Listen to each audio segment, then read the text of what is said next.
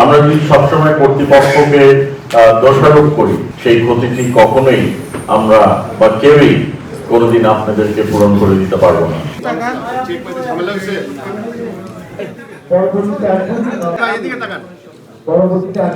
বিতরণের মাধ্যমে হয়তো ক্ষতিগ্রস্ত পরিবার আংশিক বা কিছু সহযোগিতা পাচ্ছেন, কিন্তু আপনাদের যে অপূরণীয় ক্ষতি হয়েছে সেই ক্ষতিটি কখনোই আমরা বা কেউই কোনোদিন আপনাদেরকে পূরণ করে দিতে পারবো না। সড়ক দুর্ঘটনা যেভাবে বাংলাদেশ, পৃথিবীর বিভিন্ন দেশে এটি একটি ব্যাপক সমস্যা, কিন্তু বাংলাদেশে এই সমস্যাটা দীর্ঘদিন ধরে মানুষকে অনেক ক্ষতির দিকে ঠেলে দিচ্ছে।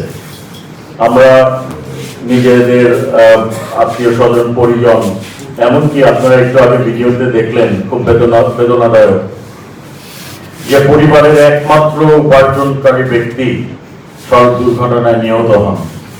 পরিবারের একমাত্র উপার্জনকারী ব্যক্তি সড়ক দুর্ঘটনায় এমন ভাবে আহত হন যে তিনি আর কার্যক্ষমতা হারিয়ে ফেলেন। কাজে আমাদেরকে এইসব বিষয়ে একটু সচেতন হতে হবে। সরকার উদ্যোগ নেবেন, সরকার সহযোগিতা করবেন, সরকার চেষ্টা করবেন, কিন্তু আমাদের নিজেদেরও একটু সচেতন থাকাটা প্রয়োজন। আমরা যদি সবসময় কর্তৃপক্ষকে দোষারোপ করি, আমরা যদি সবসময় কর্তৃপক্ষের উপরে সবসময় আস্থা রাখি আর নিজেরা কোনো উদ্যোগ না নিই, এটা সর্বক্ষেত্রেই আমার মনে হয় এটা খুব একটি ভালো সুফল আনবে না।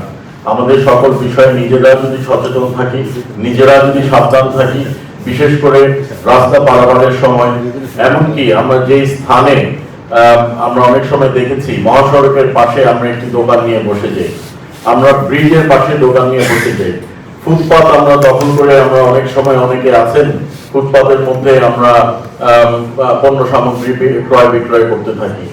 তো আমরা যারা বিক্রয় করি না বা দখল করি না, কিন্তু যারা এখানে সহযোগিতা করি, তাদেরকেও এইসব বিষয়ে একটু সচেতন থাকা উচিত যে মহাসড়কে যান চলাচলের জন্য মহাসড়কে বাজার সদাই বা দোকানপাট বসানোর স্থান না।